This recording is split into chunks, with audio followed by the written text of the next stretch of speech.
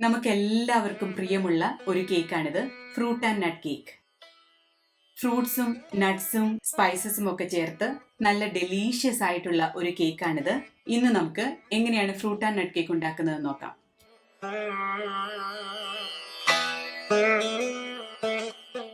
വ്ലോഗ്സിലേക്ക് എല്ലാവർക്കും സ്വാഗതം. Fruit and nut cake ഉണ്ടാക്കാനായിട്ട് നമുക്ക് ആദ്യം 1.25 കപ്പ് മൈദ മാവ് എടുക്കാം. 1/2 teaspoon soda powder, 3/4 teaspoon baking powder, 1/8 teaspoon ഉപ്പ്. ഇതെല്ലാം കൂടി നമുക്ക് ഒന്ന് അരിച്ചെടുക്കാം. അരിച്ചെടുത്ത ഈ മിശ്രിതത്തിലേക്ക് നമുക്ക് കേക്കിന് വേണ്ട സ്പൈസസും കൂടി ആഡ് ചെയ്ത് കൊടുക്കാം.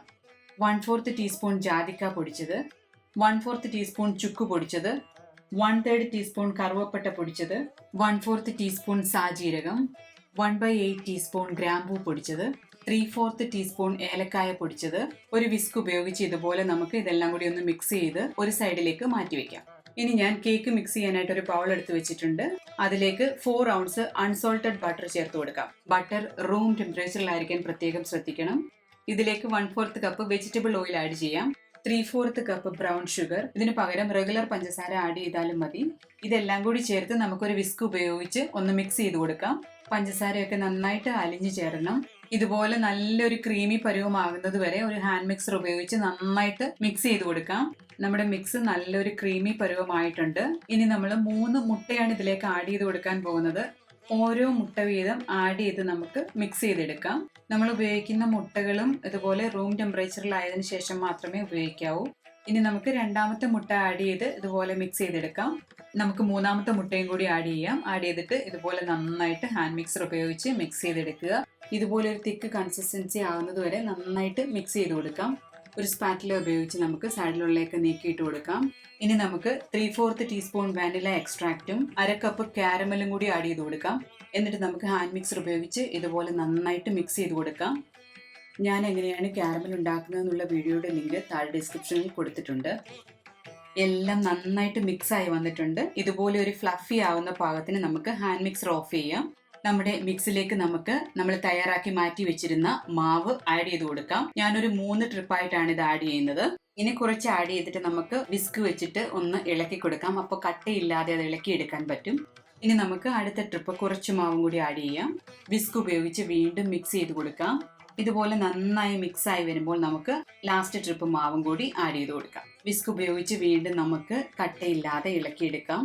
ഇത് കാണുമ്പോൾ നിങ്ങൾക്കറിയാം മാവ് എല്ലാം നല്ല പാകമായിട്ട് മിക്സ് ആയി വന്നിട്ടുണ്ട്.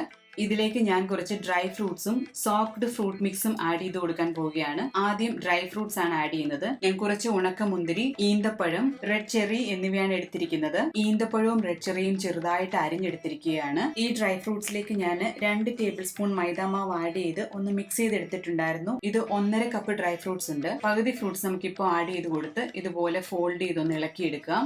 ഇനി നമുക്ക് ബാക്കി ഡ്രൈ ഫ്രൂട്ട്സും കൂടി ആഡ് ചെയ്ത് കൊടുക്കാം. എന്നിട്ട് ഇതുപോലെ ഫോൾഡ് ചെയ്ത് ഒന്ന് മിക്സ് ചെയ്തെടുക്കാം. ഇനി നമുക്ക് നമ്മൾ ഓറഞ്ച് ജ്യൂസിൽ സോക്ക് ചെയ്ത് വെച്ചിരുന്ന ഫ്രൂട്ട് മിക്സ് ആഡ് ചെയ്ത് കൊടുക്കാം. ഇത് എങ്ങനെയാണ് സോക്ക് ചെയ്തത് എന്നുള്ള വീഡിയോ ഞാൻ നേരത്തെ ചെയ്തിട്ടുണ്ടായിരുന്നു. അതിന്റെ ലിങ്ക് താഴെ ഡിസ്ക്രിപ്ഷനിൽ കൊടുത്തേക്കാം. 1.5 കപ്പ് ഫ്രൂട്ട് മിക്സ് ആണ് ഞാൻ ഇവിടെ എടുക്കുന്നത്.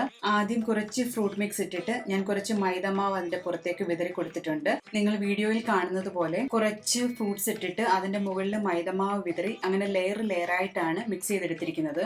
ഇതിലേക്ക് നമുക്ക് 1/2 ടേബിൾ സ്പൂൺ പച്ച നാരങ്ങയുടെ സെസ്റ്റ് ചേർത്ത് കൊടുക്കാം. 1/2 ടേബിൾ സ്പൂൺ മഞ്ഞ നാരങ്ങയുടെ സെസ്റ്റ്, 1/2 ടേബിൾ സ്പൂൺ ഓറഞ്ചിന്റെ സെസ്റ്റും കൂടി എടുത്തിട്ടുണ്ട്. 1 ടേബിൾ സ്പൂൺ മൈദമാവും കൂടി അതിന്റെ പുറത്തേക്ക് വിതറി കൊടുത്ത് നമുക്കതെല്ലാം കൂടി ഒന്ന് മിക്സ് ചെയ്തെടുക്കാം. ആദ്യം നമുക്കതിന്റെ പകുതി കേക്ക് മിക്സിലേക്ക് ആഡ് ചെയ്ത് കൊടുത്ത് ഒന്ന് പതുക്കെ ഫോൾഡ് ചെയ്ത് നമുക്ക് ഇളക്കിയെടുക്കാം.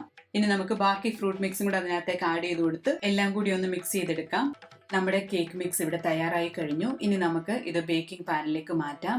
ഓവൻ നമുക്ക് 350 ഡിഗ്രി ഫാരൻഹീറ്റിൽ 10 to 15 മിനിറ്റ്സ് ഒന്ന് പ്രീ ഹീറ്റ് ചെയ്യാം. ഞാനിവിടെ 2 പാനാണ് എടുത്തിട്ടുള്ളത്. ഒന്ന് 7 ഇഞ്ചും ഒന്ന് 6 ഇഞ്ചും. പാൻ ഞാൻ ബട്ടർ ഇട്ട് ഗ്രീസ് ചെയ്ത് പാർച്ച്മെന്റ് പേപ്പറും വെച്ചിട്ടുണ്ട്. ആദ്യം ഞാൻ കേക്ക് മിക്സ് 7 ഇഞ്ച് പാനിലേക്ക് ഒഴിച്ചു കൊടുക്കുകയാണ്. ഒരു പകുതി ഭാഗം ഒഴിച്ചാൽ മതി.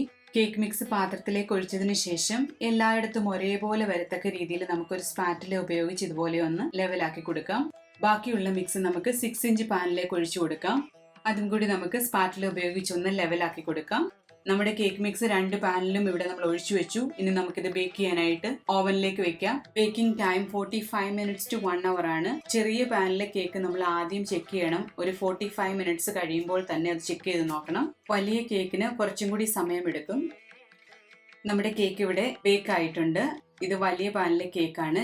ഇത് 1 മണിക്കൂർ എടുത്തു എനിക്കിത് ബേക്കായി വരാനായിട്ട്. എല്ലാ ഓവനിലും ഒരേപോലെ ആയിരിക്കണമെന്നില്ല സമയം. കറക്റ്റ് ബേക്ക് ആയോ എന്നറിയാൻ അതിന്റെ നടുഭാഗത്ത് ഒരു സ്ക്യൂവർ ഉപയോഗിച്ചൊന്ന് കുത്തി നോക്കിയാൽ മതി. അത് സ്ക്യൂവർ ക്ലീൻ ആയിട്ടാണ് വരുന്നതെങ്കിൽ അത് ബേക്കായി എന്നാണ് അർത്ഥം. ചെറിയ കേക്ക് ഞാനൊരു 45 മിനിറ്റ്സ് കഴിഞ്ഞപ്പോൾ എടുത്തു. അത് നല്ല സോഫ്റ്റ് ആയിട്ട് വന്നിട്ടുണ്ട്. ഇതുപോലെ സ്ക്യൂവർ വെച്ച് ഒന്ന് കുത്തി നോക്കുമ്പോൾ അത് ക്ലീൻ ആയിട്ട് വരുന്നുണ്ടായിരുന്നു. അപ്പം അതും പാകം ബേക്ക് ആയിട്ടുണ്ട്. ഒന്ന് സോഫ്റ്റ് ആയിട്ട് ഇരിക്കാൻ വേണ്ടിയിട്ട് കേക്കിന് മീതെ ഞാൻ ഇത്തിരി ബട്ടർ ഒന്ന് ബ്രഷ് ചെയ്ത് കൊടുക്കുകയാണ്. നിങ്ങൾക്ക് കാണാം ഈ കേക്കിന്റെ എല്ലാ വശവും നല്ല കളറും പാകം ബേക്കായിട്ടും വന്നിട്ടുണ്ട്. ഞാൻ ഈ കേക്ക് ഒരു ഫോയിൽ പേപ്പറിൽ 2 ദിവസം പൊതിഞ്ഞു വെച്ചിരുന്നു. അത് കഴിഞ്ഞിട്ടാണ് ഞാനിപ്പോൾ ഇത് കട്ട് ചെയ്ത് കാണിക്കുന്നത്.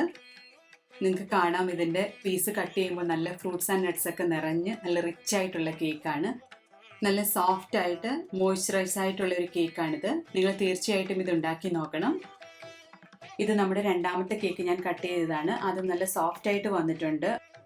നന്നായിട്ട് ഫ്രൂട്ട്സ് ആൻഡ് നട്ട്സ് ഒക്കെ ചേർത്ത് സ്പൈസസ് ഒക്കെ ചേർത്ത് നല്ല ടേസ്റ്റി ആയിട്ടുള്ള ഒരു കേക്കാണിത്. നിങ്ങൾക്ക് കാണാതെ നല്ല മോയ്സ്ചറൈസ് ആയിട്ട് വന്നിട്ടുണ്ട്. ഇത്രയും ടേസ്റ്റി ആയിട്ടുള്ള ഒരു കേക്ക് നിങ്ങൾ തീർച്ചയായിട്ടും ട്രൈ ചെയ്ത് നോക്കണം. ട്രൈ ചെയ്ത് നോക്കിയിട്ട് അഭിപ്രായങ്ങൾ പറയുക. നിങ്ങൾക്കിത് ഇഷ്ടപ്പെട്ടുവെങ്കിൽ ലൈക്ക് ചെയ്യുക, ഷെയർ ചെയ്യുക, സബ്സ്ക്രൈബ് ചെയ്യാൻ മറക്കരുത്. ഇനി വീണ്ടും മറ്റൊരു റെസിപ്പിയുമായി കാണുന്നതുവരെ എല്ലാവർക്കും നന്ദി, നമസ്കാരം.